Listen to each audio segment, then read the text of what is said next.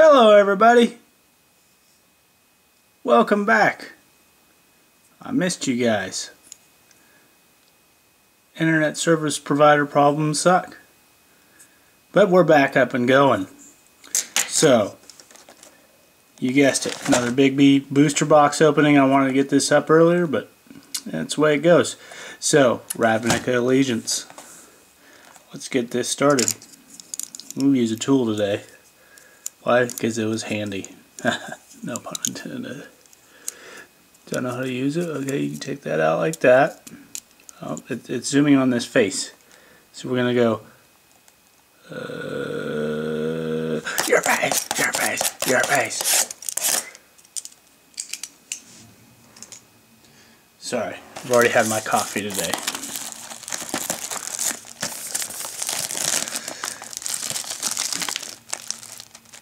So, I just watched one of Rudy's videos about Ultimate Masters. He's predicting they're going to be more than the original Modern Masters 13. Did I say Modern Masters or Ultimate Masters? Rudy's video. I don't know.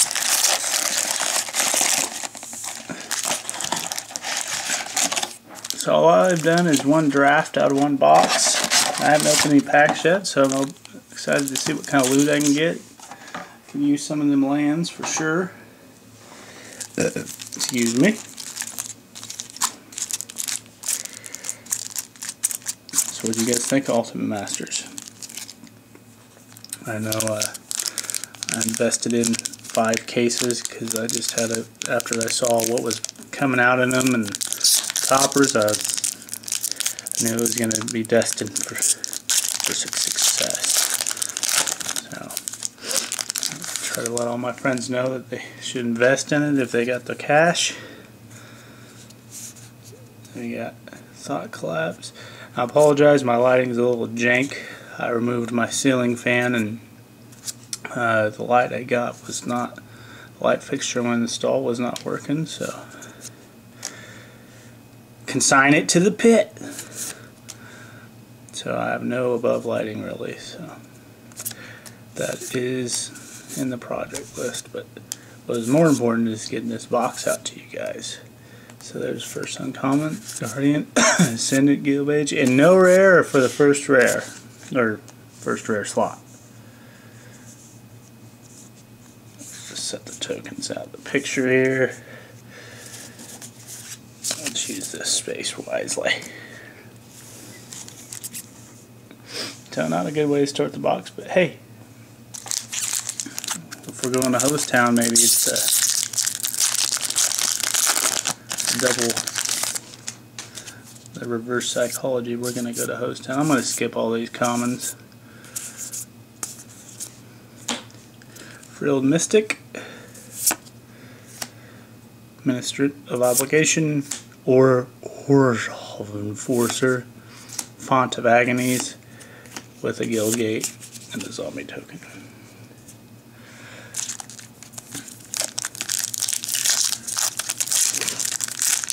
So you guys enjoying this set? It's pretty fun to draft. Played one little mini pre-release duel that I need to upload. I was just slagging, didn't go to the actual pre-release, but came home and opened a Gruul deck and played my little brother who went undefeated, didn't even win a loss. And he got me at best of 3. And we played a draft and I played Azorius and it was just too much for people. So it's pretty fun to draft, and I just completely butchered that pack. That was some novice poopy. But it seems pretty fun. Along with my internet issues, I've played 2 I think I played 2 drafts of Ravnica Allegiance on Arena, and in the latest one was really close with the one before that. I lost 2 matches because my internet dropped. And if you know, if you play, that means I lost the whole freaking thing. So that is internet issue has been addressed, and since I don't want to run LAN wires all the way across my house, because it's just one of those deals that's isn't real feasible. I looked in, there's adapters you can actually run through your cable line, use your existing cable line, but of course where I have my computer and my son's got his PlayStation, there's no cable lines in there. So I'm going to try these little like AC adapters you just put in your 12 volt outlet, and then you can run a LAN cable from it.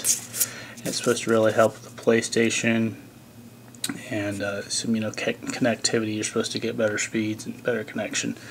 So we're going to see how those work.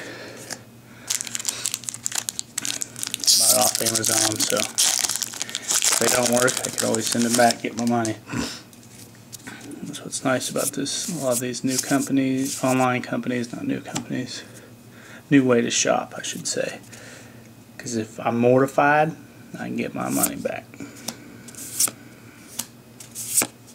Ooh, Zagana Utopian speaker. Okay.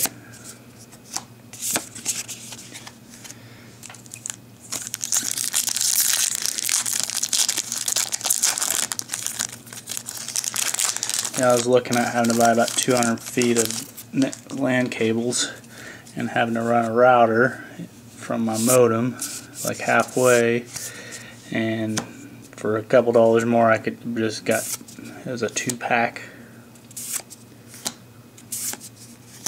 Judith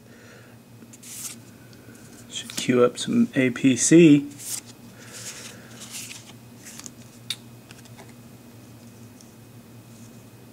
How my foilie's looking on this poor light. Not bad actually. It's a little dark.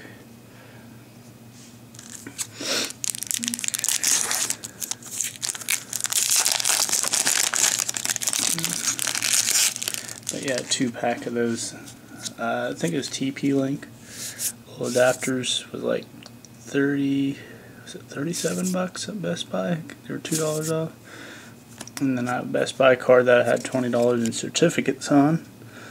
And credit cards, if you can manage them, are really nice. I got an email from Amazon today, which I haven't used. Oh yes, nice, a Blood Crypt, which I haven't used Amazon near as much now that I don't live in BFE, but I still got almost $300 in points back last year.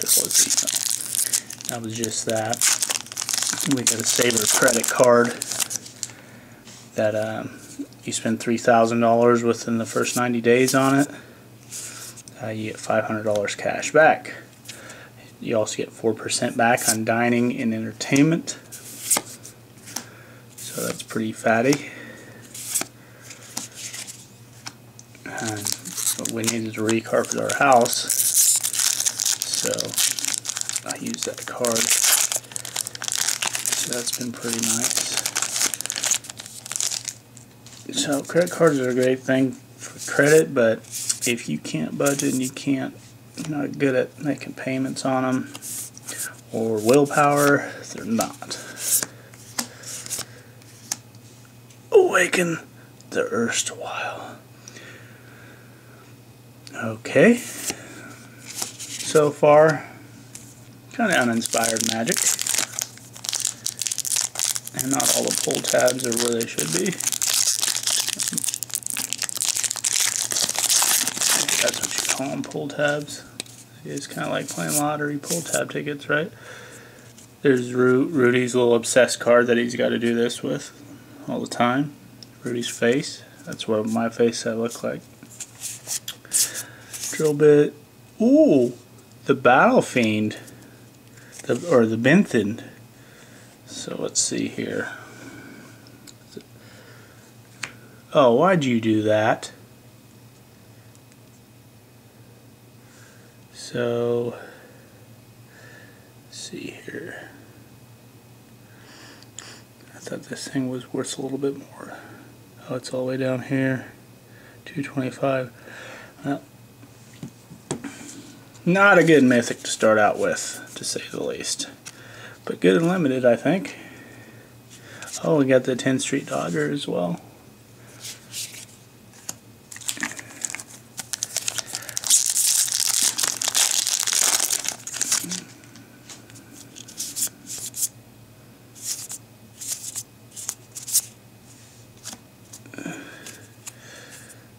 Caster. I'm just going to throw these behind as I roll them out.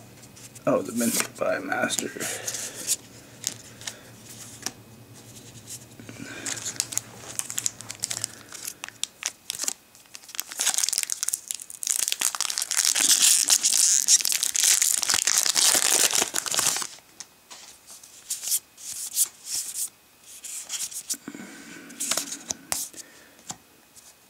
Mortify, that's a good card.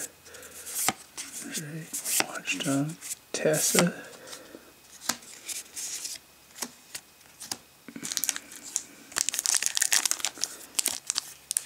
I think some of them don't have the pre-slits on them.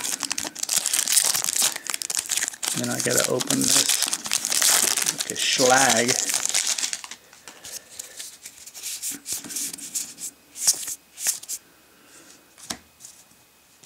Acrobat,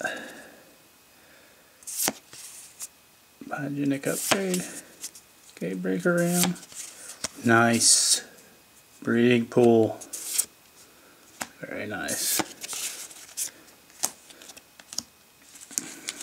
It's 2 lands, and I think those are the 2 of the upper tier lands, if I'm not mistaken, of the Shock Variety. So we're rallying to the battle. Gets away. Ravager Worm with a Gilgate. Well, that's another mythic. Both my mythics are Poopypotamus. But if you watched any of my other videos, you know how my luck is. Not spectacular. I opened 3 cases of Ultimate Masters. Check it out. There's a couple Hosetown, there's a couple mediocre, nothing really like, you know, the unsponsored people that somehow managed to get all these God boxes. Only thing I can think of is they open a lot and they don't put all the videos on. They don't either tape them or put all the videos on. They just put the ones that are ridiculous.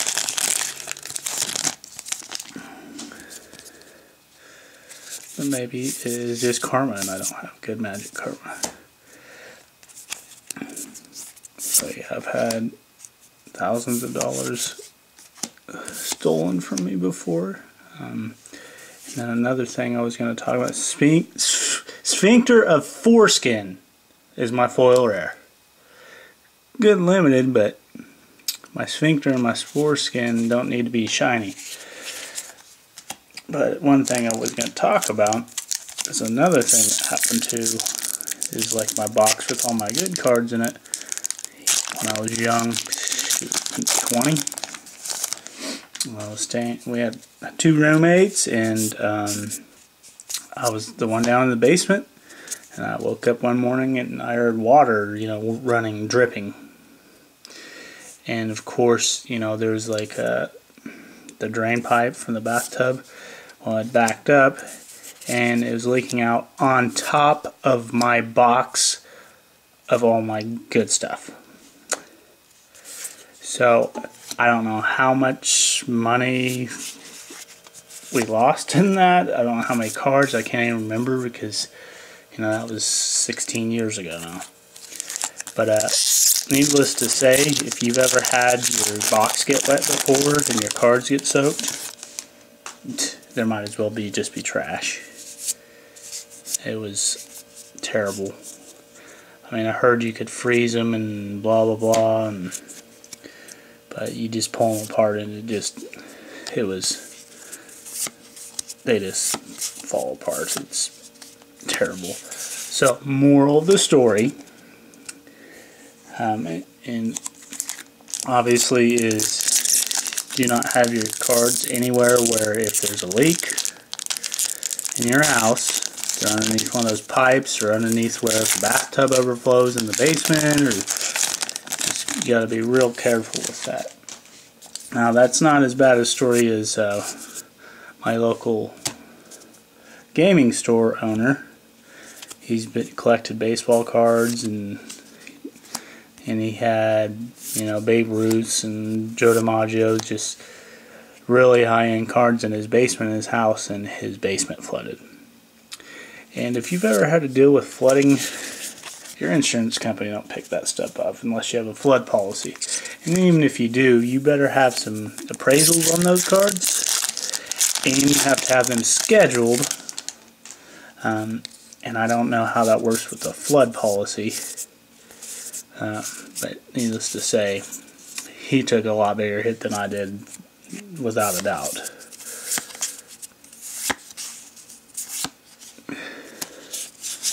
So, something to think about, as well as like cards, you know, like I said, you have to schedule them usually, and they have to be appraised, and good luck with all that.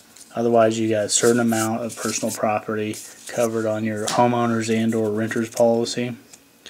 And, you know, I'm talking to you younger folks that, you know, do have a rental. You know, do you have renter's insurance? That's probably a good idea. Especially, you know, if you're in an apartment complex or something, and you can't always control if that person next to you is going to catch the house on fire and you lose everything and you don't have coverage.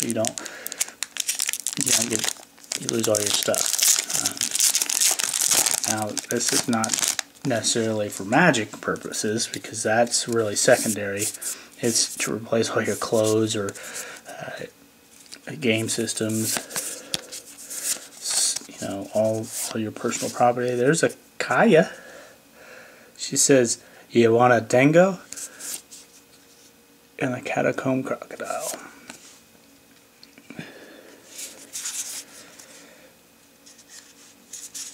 A lot of times you can get a renter's policy and it lowers your auto insurance a little bit, so you can sometimes get it about the same or just a little bit more and actually get some coverage. You know, and then you also got, you know, liability there too, just in case someone gets too happy on you for whatever reason. Lumbering battlement.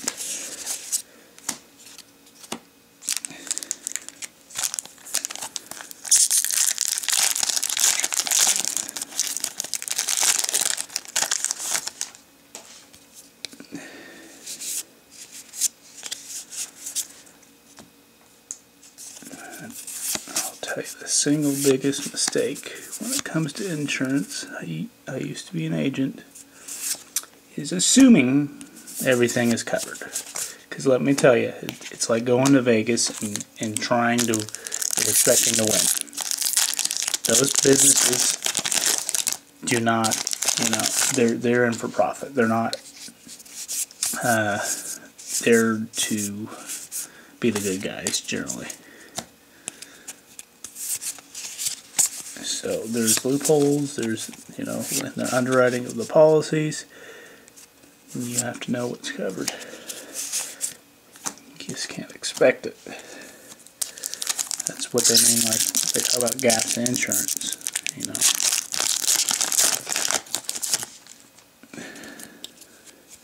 Like a lot of people don't know, but say you're a pizza delivery driver.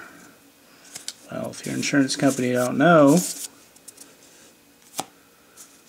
that's usually considered like a business type policy, because you're using your vehicle for business, for work, and that business in a personal auto policy is excluded. Will they cover you if you get in an accident? I don't know. It's a gap. They might not, and the same goes with Uber drivers. You know, Uber's got insurance, yes. But there's a prime speaker, but there's little nuances with that. If you read the auto policy that is provided with Uber, if I'm not mistaken, unless it's changed, it's when you pick up that, what they call PAX or passenger, that's when their insurance kicks in. But when you're sitting driving around with your app on and you don't have a passenger, it was to my understanding that they were teaching us, unless it's been changed. Nice, hallowed fountain, sweet, it's 3 of them. And a biogenic upgrade, upgrade, upgrade. So there's possible gaps there without extra coverage that you can buy. It's like I can't remember the name of it. A rider endorsement or something like that.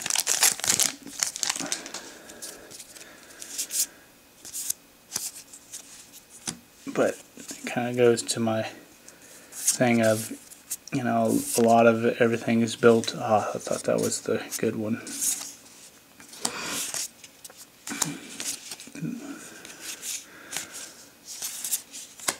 Lost my train of thought.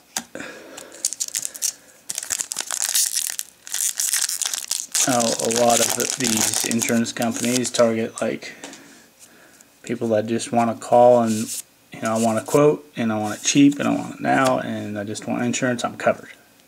Sure, you just covered that easy. There's a lot more to that, and that's where a independent agent, which is what I was, can help you, because they get trained on these things, and they can look at your exposures and make sure you don't have any gaps. And yeah, you can fib to them, I do this and that, you know, to try to save money on your policy, but come back and bite you. And trust me, no one wants to pay for insurance. One of the first things they try to save on when things get tight, try to cut corners. But we live in a sue-happy society. So what happens when you get in an accident? You're on your cell phone. Who are they going to sue? Yeah, they're going to sue you, but they're going to sue everybody. So they're going to sue your insurance company. Let's say the vehicle is in your parents' name. Your parents, you know, they're the ones that got coverage probably. And if